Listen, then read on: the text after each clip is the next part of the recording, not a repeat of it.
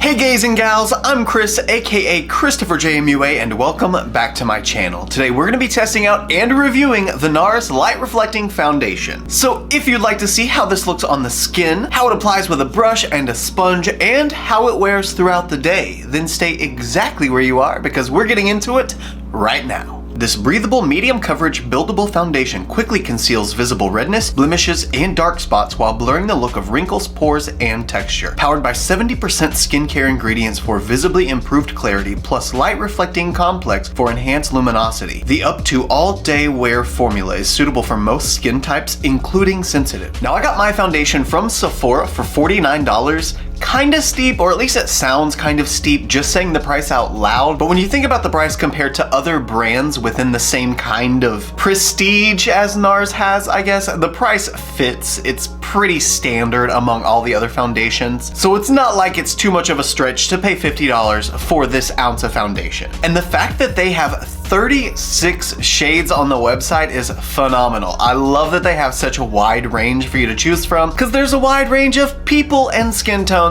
that need different selections. So go Nars. Congrats. It's only 2022. P.S. If you guys like the eye look and you want to see it, be sure that you're following me on Instagram and probably Twitter because I'll post the look on both places. It was just a fun, quick, and easy look to get ready for this video and to test out the brand new Makeup Geek eye brush set. It was a lot of fun to create, so if you want to check it out, by all means. Now to save a little bit of time, I'm gonna go ahead and prime my skin off camera and get ready to throw this light reflecting foundation on, so I'll be right back. We are now primed and ready to go. I used the Midas Cosmetics Professional Light Primer and the Bobbi Brown Vitamin Enriched Face Base, just to kind of plump up a little bit and fill those holes and craters called pores in my face. Now, since it says this is a medium buildable foundation, I'm gonna go ahead and start with just one pump on the left side of my face using my Lauralee Los Angeles L11 Buffer Face Brush. It seems like it's a pretty watery foundation even after shaking it up, so I bet it's gonna be really, really thin and then something that just builds, which I have no problem with those kinds of foundations. They usually look the most natural, and I'm hoping that's what we're gonna get, is something natural but will still cover everything. Seems like that's the primary function, is to cover redness, based on the description on Sephora's website anyway. Well, I'm pretty sure my brush soaked up most of that, but I can see it. It just gave me kind of a wash of color on the left side of my face, and I kind of like it. I definitely still need some more coverage around the nose area. It's a lot more red there, and sort of around the bridge of my nose, on my forehead, those general areas, chin. Pretty much where I didn't put the foundation to begin with, that's where I need to build it up a little bit more. So I'm gonna use one more pump. Let me shake it one more time first, because it seems really watery, and I don't know if that's because I just didn't shake it enough, or if it's just really watery. It may be, I don't know. Okay, shaken, not stirred, pump. No, it still seems kind of watery. Okay, good to know. And this time I'm gonna take it and put it right on top of where I am the most red, and then blend it outward from those points. That way I can sort of cover the red spots I want.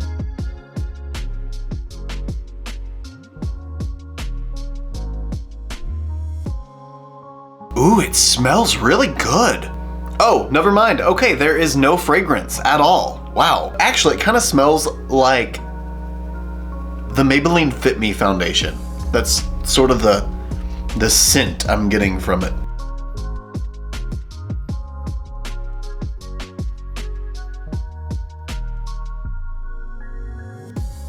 There we go. 2 pumps is actually quite beautiful. It still looks like my skin looks healthy and fresh, and it's got that kind of dewy glow to it. Now I'm gonna go in on the right side with my Midas Cosmetics sponge. Since I have that pump on the back of my hand from smelling it, I'm just gonna dip into that and pretty much start the same application, or at least the same places.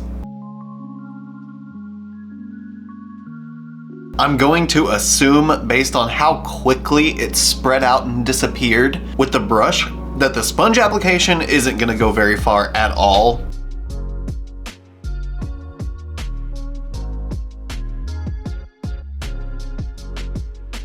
That definitely didn't spread very far with the sponge. I feel like the sponge for sure soaked up most of it. I mean, that is the pump that I put out on my hand. And it seems like the more I blend, and the more I try to apply, the more I'm really just spreading out the foundation that's on the sponge. So definitely one more pump. Now time for pump number 2. And same kind of mentality as I had with the brush. I'm just gonna take where I've put it on there and go as targeted as possible around my redder spots. You know, I should probably say the sentence I'm going to say before I start putting on my makeup, because every single time I get distracted while I'm blending and I can't say sentences and blend at the same time. So instead I end up with, you know what I mean? Yes, there we go. Okay, so here we are with 2 pumps on both sides. Left side the brush side, 2 pumps, right side the sponge, 2 pumps. I think both look pretty similar. The brush side does have a little bit more coverage, but just barely. Finish looks the same on both sides, so I don't really think I have a preference. So I'm gonna kind of stick with what I always stick with and go with my brush first,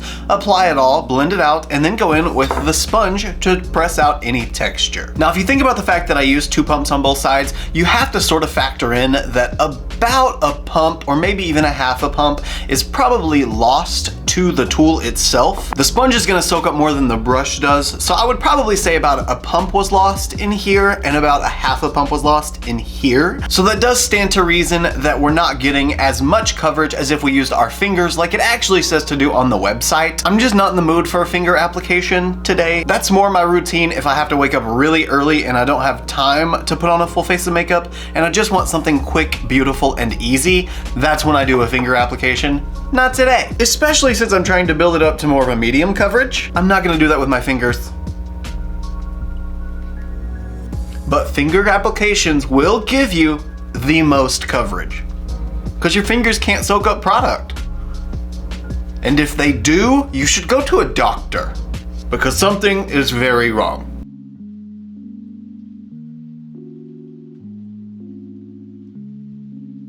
Okay, I went in with one more pump on the brush.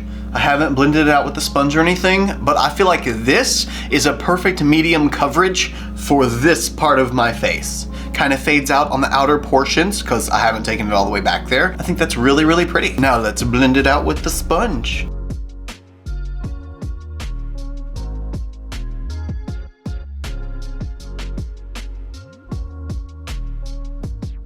Now here's a close-up for you guys so you can see things in detail at where we're at right now.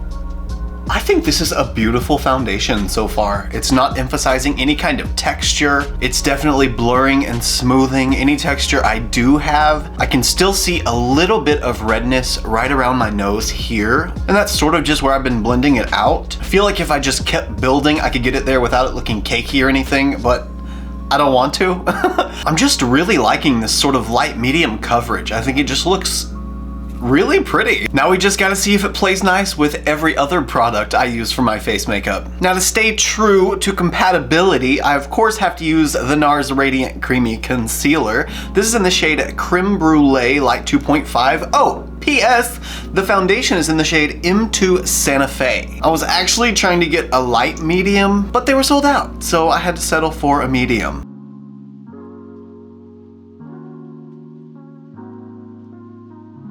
Now, I'm not doing my normal concealer application. I'm not gonna take it on my forehead and down my nose and on my chin and on my Cupid's bow. I'm just going to correct my under eye darkness and that's it.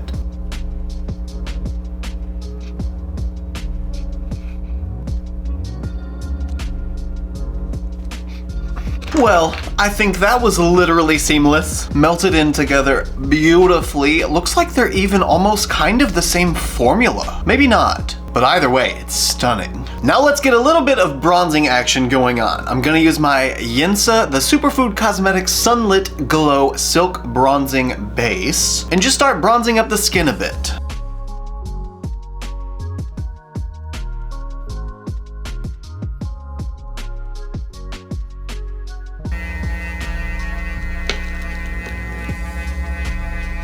Literally zero problems while blending the bronzer. And I'd like to mention that as I was blending, I started noticing that this foundation almost performs like a matte foundation. Honestly, it even kind of seems like a matte foundation, but because it's light reflecting, it makes it appear like it's not matte. So it's definitely not drying or anything. It's just weird to have a combination of the two to give the perfect middle ground result. But now we're gonna make it look a little more glowy. I'm gonna use my Nars Orgasm stick, and that's gonna be my blush slash highlighter. I just really hope that it doesn't start breaking down the foundation the moment I try to put the blush on.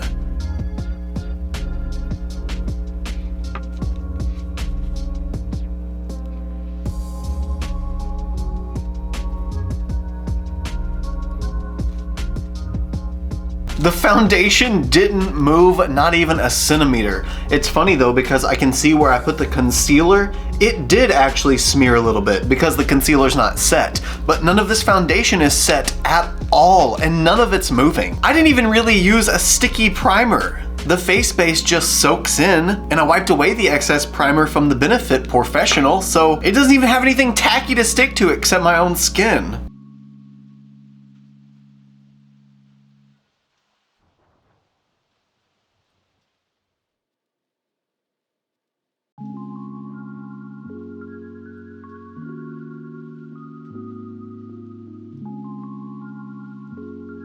Here's how we're looking with everything applied before I set it down with powder. And think about what I just said, before I set it down with powder. This isn't set at all. And it looks and feels that way. When I run my finger over it, I don't get any tackiness, I get just a smooth slip, like I'm running over skin. Since it's not set, I do get transfer though, so obviously something came off, but you can't see it come off because it's just so locked in. This stuff is awesome. So far, anyway, let's just hope it wears. Speaking of wearing, I will say right now, even before I've said it, my forehead lines already look better than what they normally look like. Right now, at this point of my routine, my foundation would have started separating where I've just gone like that over and over again, and I usually have to blend it out before I set it, but I'm not getting that. Let's now go ahead and lock this in with some setting powder and some setting spray. Now, since this foundation seemed like it was sort of inspired by or modeled from the light reflecting pressed powder from Nars, I'm gonna use my Gerard Cosmetics Luminess Magic Star setting powder. Because it's light reflecting, I thought maybe it would at least kind of fit. Honestly, I think if I were to just let this continuously dry all the way, I probably wouldn't even need to set it. But I'm just very accustomed to setting and baking. And now that I'm baking with the translucent powder, I'm gonna go in with my pressed powder. This is the Sephora Pressed Base in the shade Natural Medium. It was broken and I had to fix it. But that's pretty much what I'm gonna use everywhere all over the rest of my face. And then I'm gonna add just a little bit of the Too Faced Banana Cream It's Bananas setting powder right under my eyes where I brush away the Luminous setting powder. Just so it can be brightened a little bit more, but without adding glitter.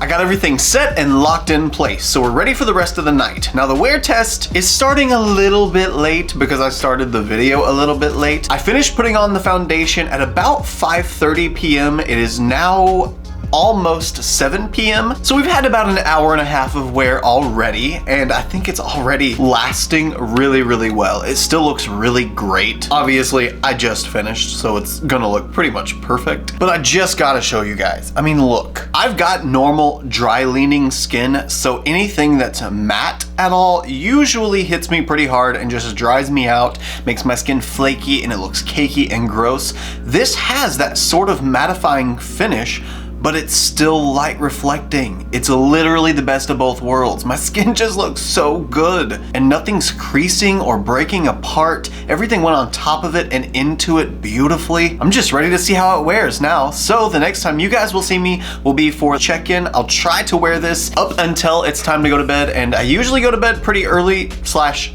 late, so we'll give it a bit and see how it wears. So I'll see you guys in just a second. Here we are at the end of the day. It is now 11:50, so this has been on for 5:30, 6,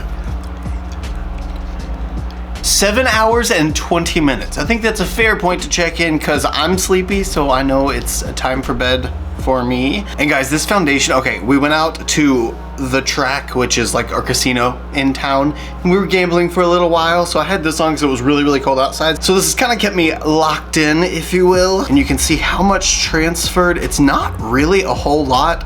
Don't mind the little piece of dog hair there. But you can see how much transferred. It's not really very much. And when we look at my skin, look at my skin, oh my gosh. Now normally at this point, my face would be so creasy. Let me relax and stop emoting, but look at that. My 11 would be so much more pronounced. Normally, you would be able to see those lines very, very clearly, and everything looks just so soft still and blurred. I really hate that I had that toboggan on because it broke down some of the foundation where it transferred. You can see around the bridge of my brow how it's red there. So it's definitely not transfer proof. It's gonna come off on your mask for sure, but really overall, it's so pretty. In my opinion, that is $50 well spent. I'm gonna have to do another wear test though, one where I don't put on a toboggan and I go outside and freeze my butt off all night, because I would really like to see how this wears with nothing touching it. I think it would probably get a solid 8 out of 10 for me. I would imagine it would probably be really great if you had really dry skin, and even if you had slightly oily skin, maybe combo. If you were really, really oily, it seems like it would probably look a little bit too wet. However, if you prepare your skin beforehand and really mattify and just take care of your skin, you should be able to keep it at bay for at least a while because it wears so well. It definitely doesn't rank up with my Tom Ford Shade and Illuminate Soft Radiance Foundation. This is like, it's heaven in a bottle on my skin. But I think I would put this definitely at a close second. So let me know your thoughts and opinions on the Nars Light Reflecting Foundation. Have you tried it yet? Do you have any opinions? And what are your thoughts of how it wore on my skin? Let me know down in the comments. You guys know I'm always hanging out down there with you, just chilling. And if you did enjoy this video and you want to see more videos like them, don't forget to hit subscribe right down there in that little corner and hit the little notification bell right beside subscribe so you don't miss any videos. Also, if you like this look and you want to see more looks like them, you can follow me on Instagram, Twitter, Snapchat, and TikTok. My username is the same for everything. It's just ChristopherJMUA. And if you gain nothing out of this video, if you gain nothing out of any of my videos, then please at least gain this. And that is to always remember and to never forget that you are absolutely beautiful. And I love you guys. Bye.